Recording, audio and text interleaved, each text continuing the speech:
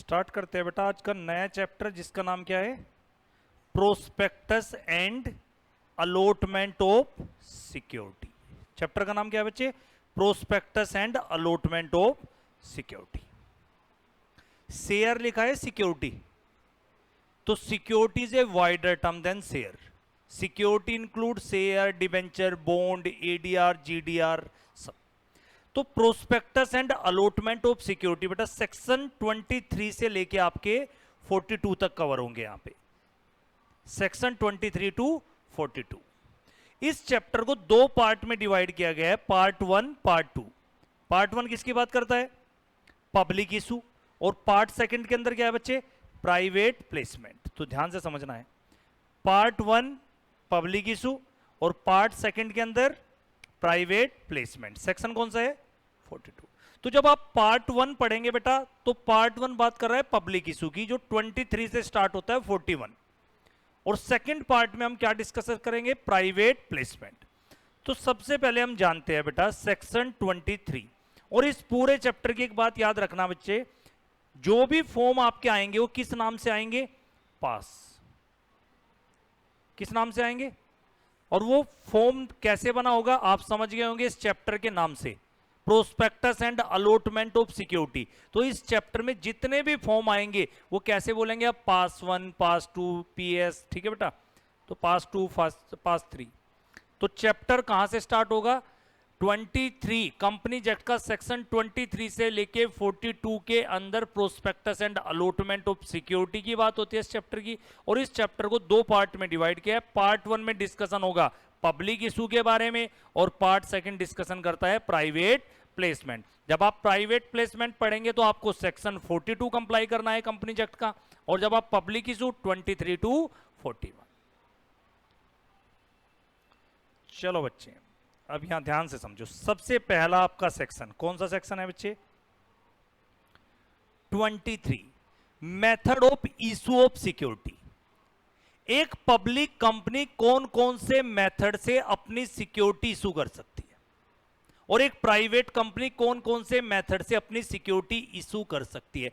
तो आज का हमारा पहला सेक्शन 23 किस पे फोकस करता है? Method of issue of security. सबसे पहले हम कौन सी कंपनी की बात करते हैं? Public company. अगर एक पब्लिक कंपनी के पास कौन कौन से मेथड है बेटा अपनी सिक्योरिटी इशू करने की? सबसे पहला तरीका पब्लिक इशू। बेटा क्या एक पब्लिक कंपनी पब्लिक इशू लेके आ सकती? बिल्कुल लेके आ सकते हैं। पब्लिक इशू का पर्पज क्या है? अगर किसी पब्लिक कंपनी को मार्केट से फंड रेज करना है तो उसके पास पहला मेथड क्या है सिक्योरिटी इशू करने का? Public issue. और पब्लिक इशू भी बच्चे दो तरीके के होते हैं, आईपीओ और एफपीओ। जब पहली बार कोई अनलिस्टेड पब्लिक कंपनी अपने आप को लिस्टेड करा रही है स्टॉक एक्सचेंज पे, या पहली बार उसका कोई पब्लिक इशू आ रहा है, जब पहली बार एक अनलिस्टेड कंपनी हमेशा क्या लेके आएगी? वो अभी अनलिस्टेड है, लेकिन जैसे उसे स्टॉक एक्सचेंज की अप्रूवल मिल जाएगी और उसका पब्लिक इशू सक्सेस हो जाएगा, वो कंपनी क्या हो जाएगी? लिस्टेड। लिस्टेड कंपनी का मतलब ऐसी कंपनी जिसकी सिक्योरिटी कहां पे लिस्टेड है? स्टॉक एक्सचेंज पे, वेदर एनएससी और बीएससी। तो भाई पहले मुझे बताओ आईपीओ कौन सी कंपनी लेके आती है? Unlisted public company.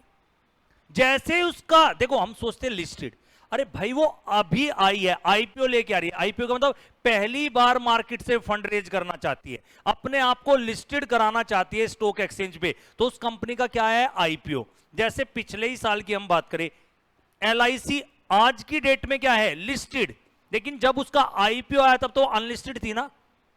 Burger king, Zomato, Nykaa, ये सब क्या है इनके? पिछले साल आपके क्या है बेटा? IPO, initial public offer. आज के वक्त में इन कंपनी को क्या बोल सकता हूं? Listed company. लेकिन जब ये अपना मार्केट से पहली बार आईपीओ लॉन्च कर रहे थे उस वक्त क्या थी? Unlisted public company. जैसे इनका आईपीओ सक्सेस हो गया, इनको स्टॉक एक्सचेंज की अप्रूवल मिल गई, इन्होंने सेबी की सारी गाइडलाइंस फॉलो कर दी, उसके बाद इन्हें अप्रूवल मिली होगी, उसके बाद ये कौन सी कंपनी बन गई? Listed company. तो पब्लिक इशू दो तरीके से हो सकता है, आईपीओ और एफपीओ। तो पहला मेथड क्या है सिक्योरिटी इशू करने का? पब्लिक कंपनी पब्लिक इशू लेके आ सकती है। पब्लिक इशू में भी आईपीओ में भी एफपीओ। आईपीओ की full form initial public offer, FPO further public offer. कोई दिक्कत? मैंने आईपीओ के कुछ एग्जांपल है जो लेटेस्ट बेटा, स्टार हेल्थ इंश्योरेंस का आईपीओ आया था, जोमेटो का क्या आया था? आईपीओ। बर्गर किंग का क्या आया था? आईपीओ। आईपीओ अभी लेटेस्ट एलआईसी क्या आया उसका? IPO, initial public offer. क्या मैं बोल सकता हूं आईपीओ कौन सी कंपनी लेके आ रही है? Unlisted company. एफपीओ कौन लेके आती है? जो ऑलरेडी स्टॉक एक्सचेंज पे क्या है बच्चे? लिस्टेड है। और जब भी कोई कंपनी पब्लिक इशू लेके आएगी तो क्या पब्लिक को क्या इशू करेगी? प्रोस्पेक्टस। क्या इशू करेगी? प्रोस्पेक्टस। प्रोस्पेक्टस का पर्पज क्या है कि आप हमारा प्रोस्पेक्टस पढ़ो और उसके बाद आप डिसाइड करो वेदर इन्वेस्ट और नॉट। तो जब भी कोई कंपनी पब्लिक इशू लेके आएगी तो वो क्या करेगी बेटा? पब्लिक को इनविटेशन देगी, और वो इनविटेशन किसके थ्रू देगी? प्रोस्पेक्टस। और ये जो आईपीओ एफपीओ आ रहे हैं, इसका पर्पज क्या है बेटा? Raise fund public at large. हम पब्लिक एट लार्ज सबको ऑफर दे रहे हैं बेटा। पब्लिक से हम फंड रेज कर रहे हैं, किसके थ्रू? उनको क्या दिया जा रहा है? प्रोस्पेक्टस। आप हमारा प्रोस्पेक्टस पढ़ो और उसके बाद डिसाइड करो वेदर इन्वेस्ट और नॉट। क्लियर?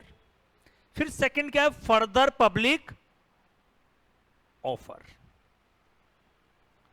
अगर कोई कंपनी ऑलरेडी लिस्टेड हो चुकी है, वो फिर सेकंड टाइम मार्केट से फंड रेज करना चाहती है, उसको हम क्या बोलते हैं? Further public offer.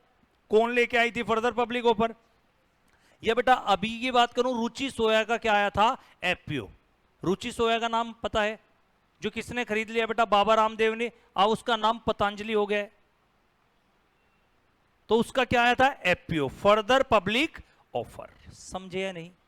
तो पहला मेथड क्या है सिक्योरिटी इशू करने का? Public issue. पब्लिक इशू में भी आईपीओ में भी एफपीओ। तो एक पब्लिक कंपनी पब्लिक इशू के थ्रू भी अपनी सिक्योरिटी क्या कर सकते हैं? इशू कर सकती। क्लियर? सेकंड तरीका, method of issue of security, private placement. भाई हम दुनिया से पैसा रेज नहीं करना चाहते, हम कुछ सिलेक्टेड ग्रुप ऑफ पर्सन से पैसा रेज करना चाहते हैं। सबके लिए ऑफर नहीं है। हमने लक्ष्मी नगर में डिसाइड कर लिया, हमें पता है जितने भी बड़े बड़े लोग सीए हैं उनसे पैसा रेज करेंगे, उनसे हमारी बात हो चुकी है। हमें पता है क्यों इतनी दुनिया से बेटा पैसा इकट्ठा करना, जब हमें 500 करोड़ कुछ सिलेक्टेड ग्रुप ऑफ पर्सन से ही मिल सकता है और हमने उनसे बात कर रखी है। तो जो प्राइवेट प्लेसमेंट, दूसरा तरीका क्या है सिक्योरिटी इशू करने का? Private placement. क्या private placement public at large के लिए, सिलेक्टेड ग्रुप ऑफ पर्सन के लिए? Selected group of person, not public at large, selected group of person. तो दूसरा मेथड भी आपको समझ में आया। तीसरा, हम राइट इशू और बोनस इशू के थ्रू भी तो अपनी security, method of issue of security. लेकिन राइट इशू और बोनस इशू, राइट इशू मैं पढ़ाऊंगा आपको सेक्शन 62 में जब मैं आपको शेयर कैपिटल चैप्टर पढ़ाऊंगा, और बोनस इशू सेक्शन 63। तो ये जो राइट इशू और बोनस इशू है, क्या इनके थ्रू भी आप अपनी सिक्योरिटी इशू कर सकते हो? बिल्कुल कर सकते हो। और ये राइट इशू और बोनस इशू सबके लिए नहीं होता बच्चे, ये होता है existing share holder. Right issue और बोनस इशू किसके लिए होता है? Existing share holder. बोनस तो आपने सुना है फ्री ऑफ कॉस्ट, लेकिन मेथड तो है ना, सिक्योरिटी तो इशू कर सकते हो। और राइट इशू क्या होता है बेटा? अगर कोई कंपनी अपनी कैपिटल इंक्रीज करना चाहती है फर्दर शेयर इशू करके, तो वो पहला ऑफर किसको देगी? अपने एग्जिस्टिंग शेयर होल्डर को देगी। वो एग्जिस्टिंग शेयर होल्डर की मर्जी है वो एक्सेप्ट करे या ना। और अगर वो खुद नहीं लेना चाहता तो वो अपने राइट को रिनाउंस भी कर सकता है, ट्रांसफर कर सकता है कि मैं तो शेयर लेना नहीं चाहता, मैं अपने भाई को बोल देता हूं उसको दे देना। समझ आया? तो राइट इशू और बोनस इशू किसके लिए होते हैं? Existing share holder. क्या यह भी एक मेथड है इशू ऑफ सिक्योरिटी का? समझ आया? सेक्शन 54 और सेक्शन 62, स्वेट इक्विटी शेयर या ईसोप, एम्प्लॉई स्टॉक ऑप्शन, ये किन के लिए होता है बच्चे? Employee of the company. तो भाई हम अपने एम्प्लॉई को भी तो सिक्योरिटी इशू कर सकते हैं। किस मेथड से? या तो स्वेट इक्विटी शेयर, स्वेट का मतलब पसीना। भाई हमारे डायरेक्टर एम्प्लॉय ने हमारी कंपनी के लिए बहुत मेहनत की है, हमने उनको क्या किया, स्वेट इक्विटी शेयर इशू किए। आज के टाइम पे कोई भी शेयर डिस्काउंट पे इशू नहीं हो सकता, छोड़ के किसको, स्वेट इक्विटी शेयर को। और आप समझ रहे होंगे भाई जब आपने मेहनत की है, अगर 10 रुपए में आप उसको शेयर दोगे, वो बोलेगा कि मैं गधा हूं क्या, 10 रुपए में तो सेकेंडरी मार्केट से कोई भी खरीद सकता है, तो उसको किस पे इशू किया जाता है, डिस्काउंट पे। और दूसरा ईसोप, ये सबके लिए होता है बेटा। हमारे कंपनी ने अच्छी ग्रोथ की, हमने सबको कंपनी के एम्प्लॉय की परफॉर्मेंस से खुश होकर सबको क्या दिया है, ईसोप के तहत इक्विटी शेयर इशू की है। समझ आया या नहीं, मुझे बताओ जल्दी से।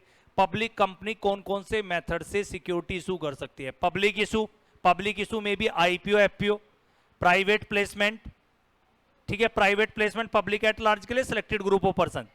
थर्ड राइट इशू और बोनस इशू किसके लिए, एग्जिस्टिंग शेयर होल्डर। और fourth sweat equity share, ESOP, ये किसके लिए, एम्प्लॉय। समझ आया? Private company accept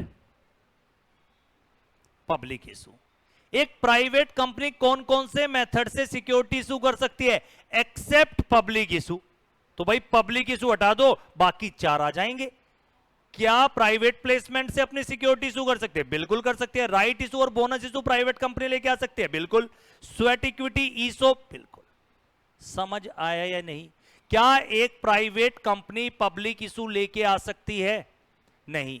reason, private company के आर्टिकल में 3 रेस्ट्रिक्शन मैंडेटरी है, और तीसरी रेस्ट्रिक्शन एब्सोल्यूट प्रोहिबिशन की बात करती है कि एक प्राइवेट कंपनी कोई इनविटेशन नहीं देगी पब्लिक को कि आप हमारी सिक्योरिटी सब्सक्राइब कर लीजिए। तो क्या प्राइवेट कंपनी पब्लिक इशू लेके आ सकती है? बिल्कुल नहीं। और जो कंपनी पब्लिक इशू लेके नहीं आएगी, क्या वो प्रोस्पेक्टस इशू करेगी? बिल्कुल नहीं।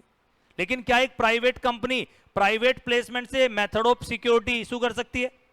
Right issue, bonus issue, sweat equity share, ESOP. Sweat equity ESOP किसके लिए? एम्प्लॉय। बोनस और राइट इशू एग्जिस्टिंग। कोई दिक्कत?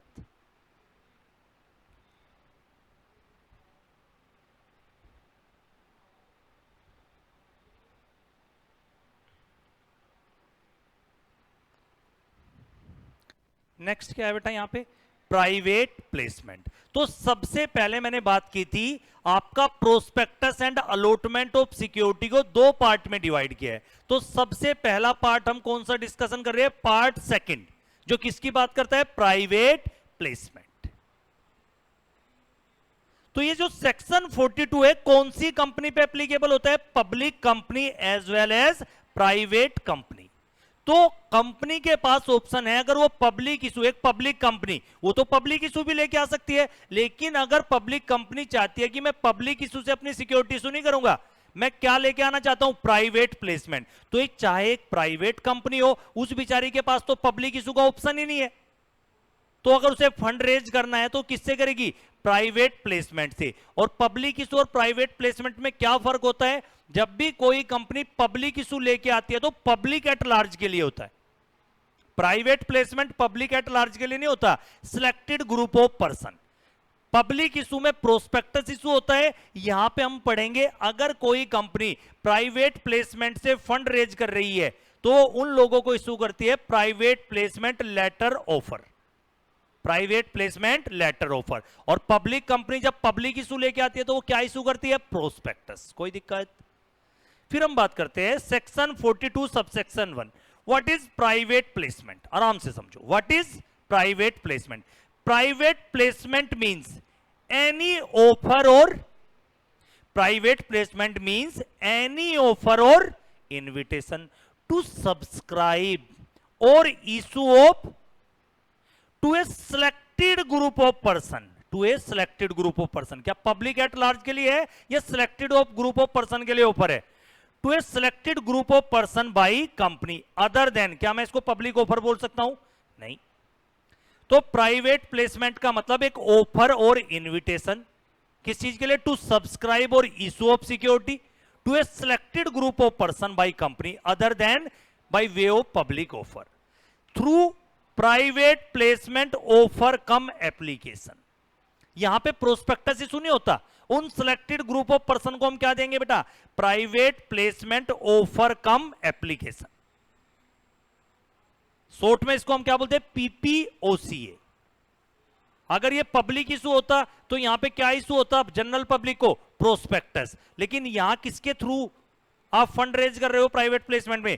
Private placement offer cum application. और अगर कोई कंपनी प्राइवेट प्लेसमेंट से फंड रेज करना चाहती है तो सेक्शन 42 की जो आप नीचे कंडीशन है उसको भी सेटिस्फाई करना पड़ेगा, तभी आप प्राइवेट प्लेसमेंट से फंड रेज कर सकते हो। कोई दिक्कत? Next, every offer or invitation to subscribe or issue of security for private placement। अगर कोई कंपनी प्राइवेट प्लेस मेथड से अपनी सिक्योरिटी इशू करना चाहती है सिलेक्टेड ग्रुप ऑफ पर्सन को, तो पहले उसे क्या लेनी पड़ेगी? अप्रूवल लेनी पड़ेगी अपने शेयर होल्डर की जनरल मीटिंग में by passing SR.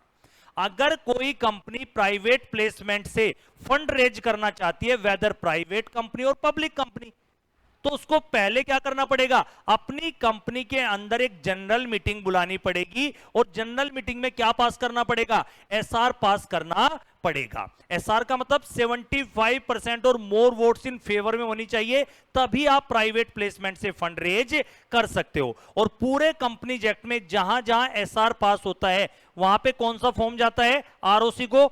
MGT 14 section 1, MGT 14 file होगा आरओसी को। सेक्शन कौन सा है? 117। ये बात कहां लिखी हुई है? सेक्शन 117 बोलता है पूरे कंपनी एक्ट में जहां जहां एसआर पास होगा कौन सा फॉर्म जाएगा इंटीमेशन पर्पज के लिए? एमजीटी 14। कोई दिक्कत? 42 सबसेक्शन 2। अब सर आपने बात की कि ये पब्लिक के लिए नहीं है, सिलेक्टेड ग्रुप ऑफ पर्सन के लिए है। सर हमें ये तो बताओ ये selected group of person maximum कितने हो सकते हैं?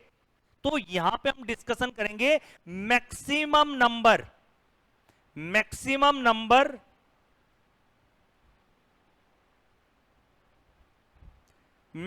Number of offeree in each financial year. क्योंकि भाई private placement public at large के लिए नहीं है, ये किसके लिए है बच्चे? Selected group of person. तो ये एक साल में मैक्सिमम ऑफरी कितने हो सकते, वो हम डिस्कशन करेंगे section 42 subsection 2। A private placement shall be made only to a selected group of person who have identified by board। यानी ये जो आइडेंटिफाई पर्सन है ना, जो सिलेक्टेड ग्रुप ऑफ पर्सन है, इसको किसने ऑलरेडी आइडेंटिफाई कर लिया है? बोर्ड ऑफ डायरेक्टर ने। कि लक्ष्मी नगर के जितने भी सीए हैं उनसे हमें क्या करना है? पैसा रेज करना है। कौन से मेथड से? प्राइवेट प्लेसमेंट से। तो एक प्राइवेट प्लेसमेंट किसके लिए होता है? सिलेक्टेड ग्रुप ऑफ पर्सन, जिसको किसने आइडेंटिफाई किया है? बोर्ड ने। और इन जिनको आइडेंटिफाई किया इनको हम क्या बोलेंगे? Identify person. तो इनको सिक्योरिटी अलॉट की जाएगी और इनसे पैसा रेज किया जाएगा। कोई दिक्कत? Maximum number of identify person कितने हो सकते हैं एक फाइनेंशियल ईयर में? 200 इन a financial year.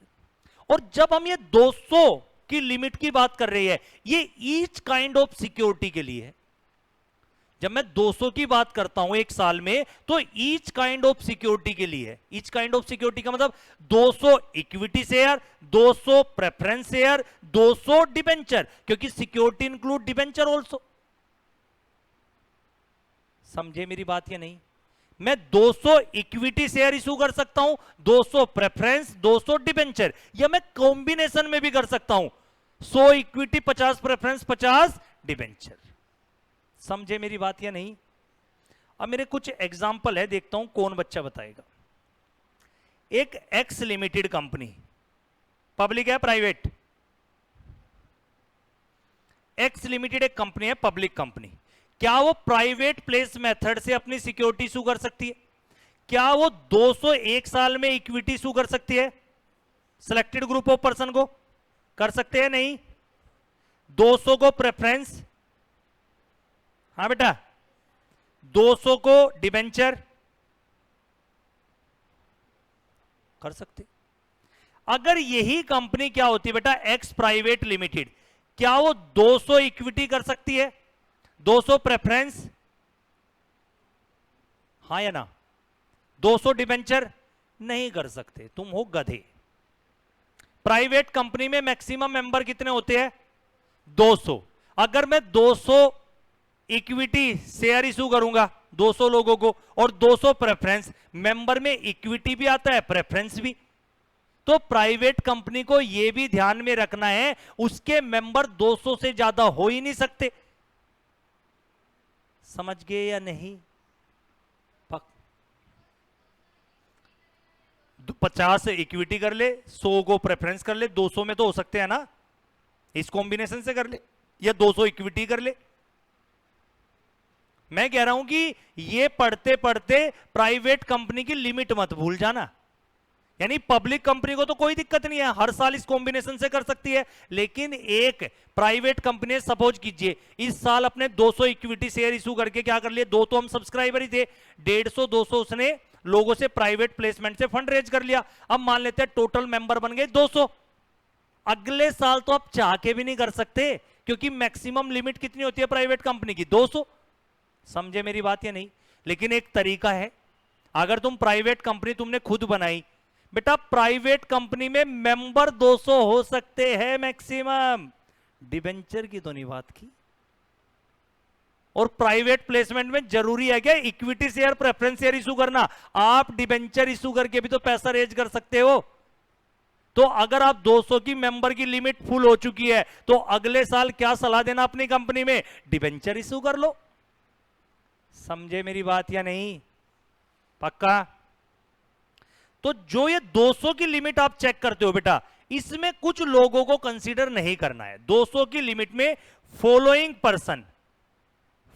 Person shall not be counted in the limit of 200।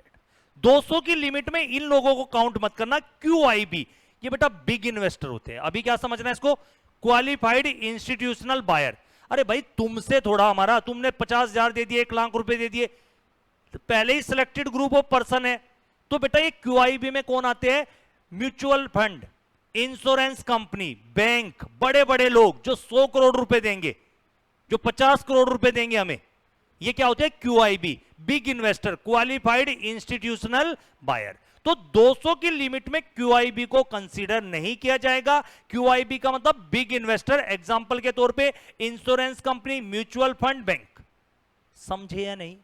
दूसरा, ऐसे एम्प्लॉई जिनको कंपनी ने सिक्योरिटी इशू की थी, किसके तहत, ESOP के तहत, एम्प्लॉई स्टॉक ऑप्शन प्लान, उसको भी 200 की लिमिट में कंसीडर नहीं किया जाएगा। या कोई NBFC, कहां पे रजिस्टर्ड है बेटा, RBI, इन्हें 200 की लिमिट में नहीं लेंगे। या बेटा housing finance company, are registered with national housing bank है। मुझे 4 एक्सक्लूड करो जल्दी से। सिलेक्टेड ग्रुप ऑफ पर्सन कितने हो सकते हैं मैक्सिमम एक फाइनेंशियल ईयर में, 200। 200 क्या, सबके, each kind of security, each kind of security. फिर मैंने क्या बताया, 200 में किसको एक्सक्लूड करना है, QIB, क्वालिफाइड इंस्टीट्यूशनल बायर। दूसरा आपका, अगर आपने कोई सिक्योरिटी अपने एम्प्लॉय को इशू कर रखे ESOP के तहत, NBFC है कोई जो कहां पे रजिस्टर्ड है, RBI या हाउसिंग फाइनेंस कंपनी, इन 4 को आपको 200 की लिमिट में काउंट नहीं करना है। ये जैसे बेटा Mahindra finance, Bajaj finance, Muthoot finance, सुना है ये नहीं, जो नॉर्मली बैंकिंग की तरह ही काम करती है, लेकिन बैंक में तो नॉर्मल कस्टमर से डील हो रही है, यहां पे बड़ी बड़ी कंपनी को बड़ा फंड चाहिए बेटा, ये प्रोवाइड कराती है, वैसे ही इंटरेस्ट पे करना होता है। Bajaj finance, Mahindra and Mahindra finance सुना होगा आपने, ये क्या है, नॉन बैंकिंग फाइनेंशियल कंपनी। बेटा ये जो अबव रेस्ट्रिक्शन है जो आप पढ़ के आ रहे हो, for each kind of security, ये कंफ्यूजन नहीं होना, ईच काइंड ऑफ सिक्योरिटी। आप 200 को इक्विटी शेयर दे सकते हो, 200 को प्रेफरेंस, 200 को, और तो प्रेफरेंस में भी कन्वर्टेबल भी कर सकते हो, नॉन कन्वर्टेबल, और डिबेंचर में भी कन्वर्टेबल और नॉन कन्वर्टेबल।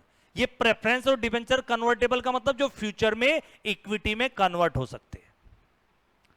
समझ आया? अब भाई ये पीपीओसी है, पीपीओसी है क्या है बच्चे? Private placement offer cum application. ये किसको इशू होगा? पहली बात, कौन से फॉर्म में इशू होगा ये? इसका फॉर्म नंबर क्या है बेटा? प्राइवेट प्लेसमेंट लेटर ऑफर का पास 4।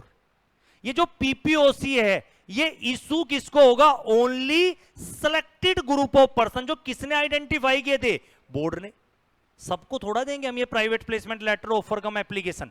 ये किनको दिया जाएगा? जिनको बोर्ड ने आइडेंटिफाई किया है और उनका नाम, whose name and address are recorded by company. Company ने उनका नेम और एड्रेस अपने यहां पे रिकॉर्ड भी कर रखा है और वो आइडेंटिफाई पर्सन है। जो किसने आइडेंटिफाई किया है? बोर्ड ने। तो उनको पास 4 में private placement letter offer cum application issue होगा। और ये कितने दिन के अंदर इशू होगा? It shall be issue with in 30 days of recording the detail of such person. ये कितने टाइम के अंदर इशू होगा?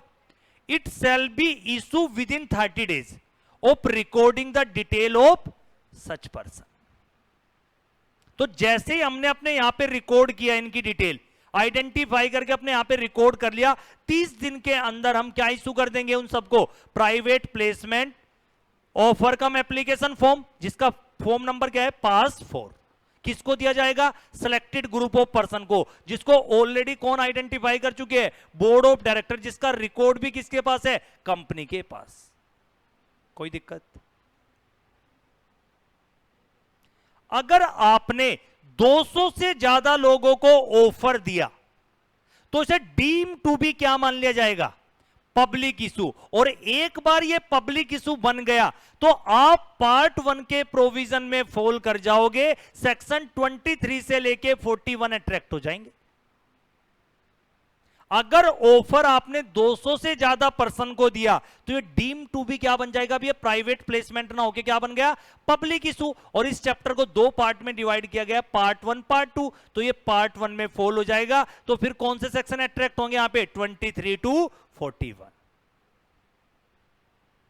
ये जो प्राइवेट प्लेसमेंट ऑफर आपको हमने दिया है, एप्लीकेशन फॉर्म जो पास 4 में इशू किया है, जिनको हमने ये ऑफर दिया है वो अपना ऑफर क्या नहीं कर सकते? अपना राइट रिनाउंस नहीं कर सकते, ट्रांसफर नहीं कर सकते। ये ऑफर सिर्फ उनके लिए जो आइडेंटिफाई पर्सन है, जो बोर्ड ने आइडेंटिफाई किए हुए हैं।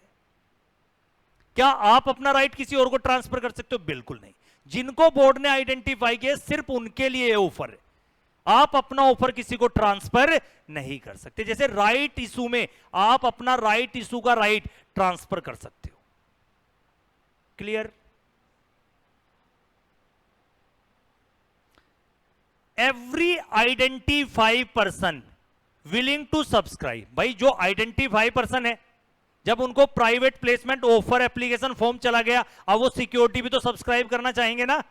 तो every identify person willing to subscribe to private placement, वो किस में अप्लाई करेगा?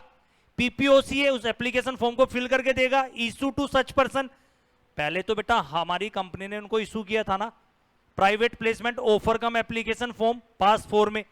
अब एवरी आइडेंटिफाई पर्सन, जो जिसकी इच्छा है बेटा हमारे प्राइवेट प्लेसमेंट के थ्रू सिक्योरिटी सब्सक्राइब करने की, वो इस फॉर्म में अप्लाई करेगा। और अलोंग विद, हमें ऐसे ही थोड़ा फॉर्म ऐप से ही साथ में क्या भी देगा? Subscription money paid. या तो कैसे देगा? मोड क्या होगा? चेक से, या डिमांड ड्राफ्ट, या अदर बैंकिंग। पर वो अदर बैंकिंग चैनल क्या हो सकता है? आरटीजीएस, एनईएफटी, ये सब क्या है? Banking channel. लेकिन वो किससे नहीं होंगे बच्चे? Note by cash. तो भाई आपको हमने ऑफर दिया, फॉर्म इशू किया, आप भी तो अप्लाई करोगे सिक्योरिटी सब्सक्राइब करने के लिए। तो आप अप्लाई करोगे और साथ में एप्लीकेशन फॉर्म के साथ क्या भी सबमिट करोगे? सब्सक्रिप्शन मनी पेड करेगा बेटा, या तो चेक से, या डिमांड ड्राफ्ट, या अदर बैंकिंग चैनल।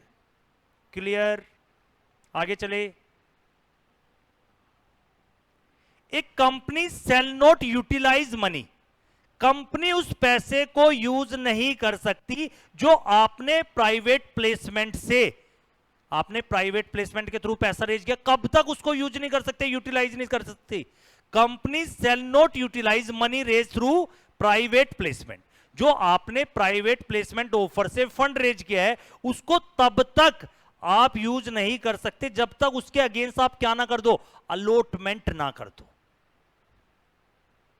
यह बेटा एंड आपको अलॉटमेंट ही नहीं, खाली रिटर्न ऑफ अलॉटमेंट भी किसको फाइल करनी होती है? आरओसी। तो मुझे ये बताओ कंपनी कब तक प्राइवेट प्लेसमेंट से जो फंड रेज किया उसका यूटिलाइज नहीं कर सकती? जब तक अलॉटमेंट ना हो जाए, साथ में एंड है, खाली अलॉटमेंट नहीं, रिटर्न ऑफ अलॉटमेंट किसको फाइल ना हो जाए? आरओसी को। और कंपनी मेंटेन करती है बेटा जिन जिनको आइडेंटिफाई पर्सन को हमने ऑफर दिया है उनका रिकॉर्ड कंपनी मेंटेन करेगी। कौन से फॉर्म में? जिनको प्राइवेट प्लेसमेंट ऑफर से दिया है, पास 5। तो प्राइवेट प्लेसमेंट लेटर ऑफर का फॉर्म है पास 4। जिन जिनको ऑफर दिया गया कंपनी उनका रिकॉर्ड मेंटेन करेगी, एड्रेस सब कुछ, और ये रिकॉर्ड किसमें मेंटेन होगा? पास 5।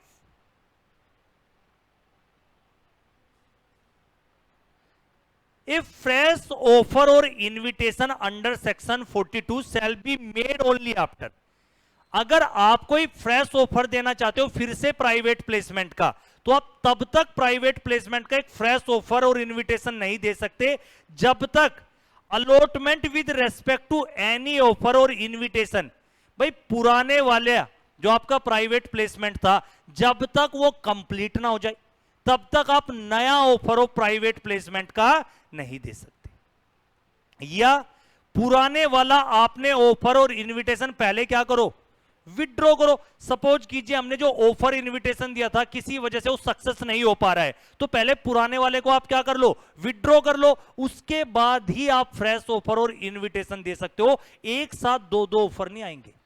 या तो पहले वाला कंप्लीट हो चुका है, अलॉटमेंट वगैरह सब कुछ हो चुकी है उसकी, और दूसरा बेटा या पहले वाले में कुछ दिक्कत आ रही है बेटा, तो आप उस ऑफर इनविटेशन को पहले विड्रॉ करो, उसके बाद आप फ्रेश ऑफर और इनविटेशन दे सकते हो अंडर सेक्शन 42। क्लियर? पक्का? 42 सबसेक्शन 6 क्या बोलता है? अलॉटमेंट बच्चे कितने दिन में हो जानी चाहिए? भाई आपको सब्सक्रिप्शन मनी आ चुकी है, एप्लीकेशन मनी आ चुकी है, क्या उसके अगेंस्ट अलॉटमेंट नहीं करनी होती? बिल्कुल करनी होती है। तो कंपनी सिक्योरिटी किसमें अलॉट करेगी? Within 60 days from the date of receipt of application money. जैसे ही एप्लीकेशन मनी रिसीव हुई उसके अगेंस्ट कंपनी को क्या करनी है? Allotment of security. सिक्योरिटी में मे बी इक्विटी करे, maybe preference, maybe debenture. कोई दिक्कत? और अगर कंपनी सिक्योरिटी अलॉट नहीं कर पाई, if company is not allot the security within, अगर 60 दिन के अंदर आप उस एप्लीकेशन मनी के अगेंस्ट सिक्योरिटी अलॉट नहीं कर पाए तो कंपनी को क्या करना पड़ेगा? Repay application money to within 15 days from the date of completion of. भाई 60 दिन में तो सिक्योरिटी अलॉट करो, अगर अलॉट नहीं कर पा रहे तो अगले 15 दिन में वो पैसा रिफंड कर दो एप्लीकेशन मनी का। और अगर फिर भी बेटा 15 दिन में आपने रिफंड नहीं किया तो आपको जितना लेट कंपनी रीपे करेगी, किसके साथ पे करेगी? With interest 12% per annum from the expiry of. देखो इंपॉर्टेंट पॉइंट, सिक्योरिटी अलॉट पहले एप्लीकेशन मनी आएगी, एप्लीकेशन मनी के अगेंस्ट क्या होती है? Allotment of security. Security allot कितने दिन में करनी है? 60 days from the date of application money receive. अगर 60 दिन में सिक्योरिटी अलॉट नहीं कर पाए तो नेक्स्ट 15 डेज में रिफंड कर दीजिए। अगर 15 दिन में रिफंड नहीं कर पा रहे हो तो जितना लेट आप प्रीपे करोगे आपको उस पर 12% इंटरेस्ट देना पड़ेगा पर एनम। लेकिन ये 76 डेज से स्टार्ट नहीं होगा इंटरेस्ट, 60 डेज के बाद से। समझे या नहीं? 42 सबसेक्शन 7 क्या बोलता है? ये जो एप्लीकेशन मनी है, जो आपको एप्लीकेशन मनी रिसीव हुई है, इसको आपको कहां पे रखना है? एक separate bank account in a schedule bank. इस पैसे को आप अपने पास नहीं रखोगे, आपको शेड्यूल बैंक की ना एक लिस्ट दे रखी है आरबीआई एक्ट में। आरबीआई एक्ट 1934 के तहत बेटा एक शेड्यूल बैंक की लिस्ट है, उनमें से आप कोई भी बैंक चूज करो और वहां पे एक सेपरेट बैंक अकाउंट ओपन कराओ। वहां पे आपको क्या करना है? ये एप्लीकेशन मनी जो रखी है बेटा, ये कहां पे जमा होगी, कहां पे रखी जाएगी? Separate bank account in a schedule bank. And shall not utilise for any purpose other than. उस पैसे का यूज आप दो ही पर्पज के लिए कर सकते हो, या तो उस पैसे का यूज करोगे for adjustment against allotment of security, और किसी वजह से अगर आप सिक्योरिटी अलॉट नहीं कर पा रहे तो उस पैसे का रिफंड करो या रीपेमेंट करो। For repayment of money where the company is unable to allot security. कोई दिक्कत? 42 सबसेक्शन 7 में एक बात क्या लिखी है? Absolute prohibition.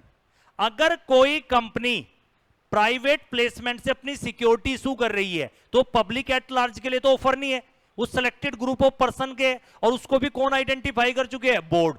तो बेटा याद रखना, प्राइवेट प्लेसमेंट में कोई भी मीडिया मार्केटिंग नहीं होगी, कोई एडवर्टाइजमेंट नहीं कराओगे, क्योंकि पब्लिक के लिए ऑफर नहीं है, ये ऑफर किसके लिए? सिलेक्टेड ग्रुप ऑफ पर्सन, जिसको ऑलरेडी कौन आइडेंटिफाई कर चुके हैं? Board of director. तो क्या प्राइवेट प्लेसमेंट में मीडिया मार्केटिंग अलाउ है, एडवर्टाइजमेंट अलाउ है? बिल्कुल नहीं। मैंने आपसे बात की थी कि कोई भी पैसा आप तब तक यूज नहीं कर सकते जब तक एप्लीकेशन, पहले तो उसके अगेंस्ट अलॉटमेंट होगी, और अलॉटमेंट की भी क्या फाइल होती है आरओसी को? रिटर्न। जैसे आप annual return, income tax return, GST return word सुना ना, वैसे ही जब कोई कंपनी प्राइवेट प्लेसमेंट से सिक्योरिटी इशू करेगी तो याद रखना, रिटर्न ऑफ अलॉटमेंट भी किसको फाइल करती है? Company, ROC. और कितने दिन के अंदर? Within 15 days from the date of allotment. जैसे ही हमने सिक्योरिटी अलॉट किया, अलॉट कितने दिन में करनी होती है security? 60 days from the date of application money receive. तो बेटा 15 दिन के अंदर आपको रिटर्न फाइल करनी है कंपनी को आरओसी। कौन से फॉर्म में? पास 3। पास 3 रिटर्न के लिए, पास 4 private placement letter offer cum application, पास 5 के अंदर जिनको जो ऑफरी है, जिनको आइडेंटिफाई किया, उनका रिकॉर्ड मेंटेन करेगी कंपनी पास 5 में। तो जब रिटर्न फाइल होगी कौन करेगी? कंपनी। किसको करेगी? आरओसी। कितने दिन में? 15 डेज। 15 डेज कहां से? From the date of allotment of security. और साथ में पास 3 के साथ along with a complete list of all allottee. आपको जिन जिन लोगों को आपने सिक्योरिटी अलॉट किया, मैक्सिमम 200 हो सकते हैं इन ए फाइनेंशियल ईयर, उनकी क्या भी जाएगी पास 3 के साथ? Complete list of all allottee. और साथ में और क्या क्या इंफॉर्मेशन जाएगी? Full name, address, PAN and email ID of, class of security held, कौन सी क्लास ऑफ सिक्योरिटी हेल्ड कर रहे हैं? इक्विटी, प्रेफरेंस, डिबेंचर, उसकी detail, date of allotment of security की डेट, कब किस डेट पे अलॉटमेंट हुई है, नंबर ऑफ सिक्योरिटी, कितनी सिक्योरिटी हेल्ड कर रहा है बेटा, और नॉमिनल वैल्यू क्या है सिक्योरिटी की। इन सब की डिटेल आपको किसके साथ देनी है? पास 3। और पास 3 में क्या जाती है? कंपनी की रिटर्न। समझ आया? 42 सबसेक्शन 9 क्या बोलता है बच्चे? अगर किसी कंपनी ने 42 सबसेक्शन 8 में अपनी अलॉटमेंट फाइल नहीं की, अलॉटमेंट कितने दिन में फाइल करनी थी? 42 सबसेक्शन 8 बोलता है सिक्योरिटी जब से अलॉट हुई उसके 15 दिन के अंदर। 42 सबसेक्शन 9 किससे जुड़ा हुआ है? सबसेक्शन 8 से। अगर कंपनी ने रिटर्न ऑफ अलॉटमेंट आरओसी को फाइल नहीं की, जो टाइम पीरियड 42 सबसेक्शन 8 में है, तो कंपनी, उसके प्रमोटर जिनके हाथ में कंपनी का कंट्रोल है, या director, shall be liable A penalty for each default. Her default के लिए कितनी पेनल्टी है? 1000 रुपए per day, but not exceeding 25 lakh. तो 42 सबसेक्शन 9 में जो पेनल्टी है वो किस डिफॉल्ट के लिए है? 42 सबसेक्शन 8 का डिफॉल्ट। क्लियर? 42 सबसेक्शन 10 क्या बोलते हैं? अगर कोई कंपनी ने ऑफर दिया, एक कंपनी मेक एन ऑफर और accept money in contravention of this section, this section का मतलब 42। भाई 49 में जो पेनल्टी पड़ी है ना नालायको, वो 42 सबसेक्शन 8 के डिफॉल्ट की थी। और 42 सबसेक्शन 10 कब लगता है? जब आपने ऊपर से लेके नीचे तक ये जितना भी सेक्शन पढ़ा है अभी तक, इसका डिफॉल्ट कर दिया, तो इस सेक्शन के डिफॉल्ट की पेनल्टी है 42 सबसेक्शन 10 में। रिटर्न ऑफ अलॉटमेंट की पेनल्टी है 42 सबसेक्शन 9 में। तो अगर बेटा आपने, कंपनी ने कोई ऑफर दिया या मनी एक्सेप्ट की सेक्शन 42 के कॉन्ट्रावेंशन में, तो company, promoter and director shall be liable. ये पेनल्टी कहां तक पेनल्टी एक्सटेंड की जा सकती है बेटा? देखो ध्यान से सुनो, इस सेक्शन का अगर वोलेशन हुआ, तो जितना अमाउंट रेज किया है किसके थ्रू? प्राइवेट प्लेसमेंट, ठीक है, amount raise through private placement, जितना भी पैसा रेज गया है प्राइवेट प्लेसमेंट के थ्रू। और क्या लिखा हुआ है? 2 करोड़, विच एवर इज, ये तो है, ये किस बात के लिए है? अगर इस सेक्शन का वोलेशन हुआ है, आपने ऑफर दिया था या आपने बेटा कोई भी कॉन्ट्रावेंशन इस सेक्शन की हुई है, तो कितना फाइन है? कंपनी प्रमोटर डायरेक्टर पे कितना पेनल्टी? जितना पैसा प्राइवेट प्लेसमेंट से आपने रेज किया और 2 crore which ever is, and खाली वो तो चलेगा ही, साथ में कंपनी को क्या करना पड़ेगा? सिर्फ कंपनी के लिए बोला है, कंपनी को सारा पैसा रिफंड करना पड़ेगा 30 दिन के अंदर, जैसे ही कंपनी पे पेनल्टी इंपोज हुई। और कितने इंटरेस्ट के साथ? 12% पर एनम। क्लियर? एक्सेप्शन बेटा, वैसे मैक्सिमम लिमिट कितनी हो सकती है एक साल में ऑफरी की, लेकिन ये कहां पे एक्सेप्शन है? अगर कोई NBFC housing finance company private placement लेके आ रही है, तो वहां पे ना 200 की लिमिट अप्लाई नहीं होगी, वहां 200 से ज्यादा हो सकती है।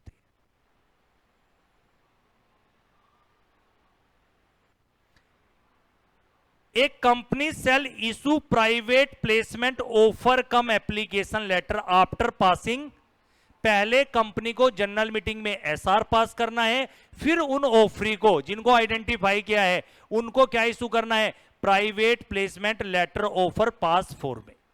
क्लियर? और जो कंपनी ऑफर देगी, इनविटेशन दे रही है पर पर्सन, उसका इन्वेस्टमेंट साइज किससे कम नहीं होना चाहिए? ₹20,000 of face value of security. भाई पहले ही सिलेक्टेड ग्रुप ऑफ पर्सन है, कम से कम 20,000 रुपए की बेटा फेस वैल्यू की सिक्योरिटी आप कम से कम लेंगे। समझ आया या नहीं आया बच्चों? पक्का? तो अगर हम बात करें प्राइवेट प्लेसमेंट की, एक बार इसको थोड़ा सा 5 मिनट में कैसे रिकॉल करते हैं। सबसे पहले सेक्शन 42 कौन सी कंपनी पे एप्लीकेबल है? Private company as well as public company. पहली बात, प्राइवेट प्लेसमेंट का मतलब जिसके अंदर ऑफर दिया जा रहा है, इनविटेशन, पब्लिक एट लार्ज को, सिलेक्टेड ग्रुप ऑफ पर्सन को, सिलेक्टेड ग्रुप ऑफ पर्सन को थ्रू प्रोस्पेक्टस या private placement letter offer, private placement letter offer. फिर ये जो सिलेक्टेड ग्रुप ऑफ पर्सन है, ये कितने हो सकते हैं maximum in a financial year? 200 in a financial year. और ये ईच काइंड ऑफ सिक्योरिटी के लिए 200 है, 200 इक्विटी, 200 प्रेफरेंस, 200 डिबेंचर। लेकिन एक प्राइवेट कंपनी को 200 में यह भी ध्यान रखना है कि उसके मैक्सिमम मेंबर ही कितने होते हैं? 200। क्लियर? उसके बाद हमने क्या डिस्कस किया कि जब भी कोई कंपनी प्राइवेट प्लेसमेंट से फंड रेज करेगी, पहले क्या करना पड़ेगा उसको पास? अपने यहां पे जनरल मीटिंग में एसआर पास करना पड़ेगा, उसी के बाद कोई कंपनी प्राइवेट प्लेसमेंट लेके आ सकती है। उसके बाद हमने क्या डिस्कशन किया बेटा? फिर नेक्स्ट हमने बेटा देखा, मैक्सिमम हमने डिस्कस कर लिया, 4 लोग जो 200 की लिमिट में काउंट नहीं होंगे, क्यूआईबी या वो एम्प्लॉय जिनको सिक्योरिटी हुई थी एज ए ईसोप, एनबीएफसी जो रजिस्टर्ड है आरबीआई में, या हाउसिंग फाइनेंस कंपनी। फिर उसके बाद हमने क्या बात की बेटा? कंपनी सबसे पहले क्या इशू करेगी? पीपीओसीए, private placement offer cum application issue करेगी। किनको? सिलेक्टेड ग्रुप ऑफ पर्सन को। और ये सिलेक्टेड ग्रुप ऑफ पर्सन कौन आइडेंटिफाई करेगा? Board of director. और कितने दिन के अंदर इनको इशू होगा? जैसे इनका रिकॉर्ड कंपनी ने अपने यहां पे मेंटेन कर लिया है, आइडेंटिफाई करने के बाद रिकॉर्ड करने के 30 दिन के अंदर private placement letter offer cum PAS four issue कर दिया जाएगा। अगर 200 से ज्यादा लोगों को ऑफर दिया तो डीम टू बी क्या मान लिया जाएगा? Public issue. जो प्राइवेट प्लेसमेंट में जिन आइडेंटिफाई पर्सन को ऑफर दिया गया है, वो ऑफर सिर्फ उनके लिए है, वो अपना राइट रिनाउंस ट्रांसफर नहीं कर सकते। जो भी आइडेंटिफाई पर्सन है बेटा, वो क्या करेगा? सिक्योरिटी को सब्सक्राइब करेगा अलोंग विद सब्सक्रिप्शन मनी। और मोड क्या होंगे? Cheque, demand draft, other banking channel पर कैश से नहीं होंगे। क्या कोई कंपनी तब तक अपना पैसा यूटिलाइज नहीं कर सकती प्राइवेट प्लेसमेंट से, जब तक वो अलॉटमेंट ना कर दे और रिटर्न ऑफ अलॉटमेंट आरओसी को फाइल ना कर दे। कंपनी सबका रिकॉर्ड मेंटेन करके रखेगी जिनको ऑफर दे रही है पास 5 में। फ्रेश ऑफर आप कब तक नहीं लेके आ सकते प्राइवेट प्लेसमेंट का, जब तक आपका पहले वाला ऑफर कंप्लीट ना हो जाए, या आप पहले का कोई ऑफर चल रहा है उसको पहले विड्रॉ करो, उसके बाद कोई फ्रेश ऑफर ले के आ सकते हो अंडर सेक्शन 42। अलॉटमेंट कितने दिन में करनी है?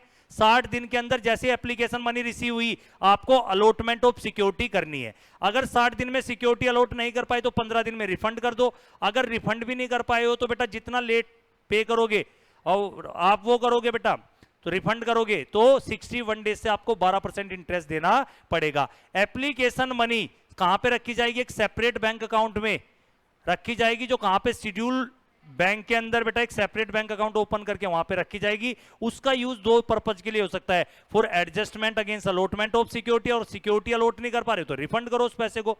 Media marketing newspaper advertisement allow नहीं है। कितने दिन के अंदर रिटर्न ऑफ अलॉटमेंट फाइल करोगे? सिक्योरिटी अलॉट के 15 दिन के अंदर आप रिटर्न ऑफ अलॉटमेंट पास 3 में फाइल करोगे। क्या क्या अटैच करोगे?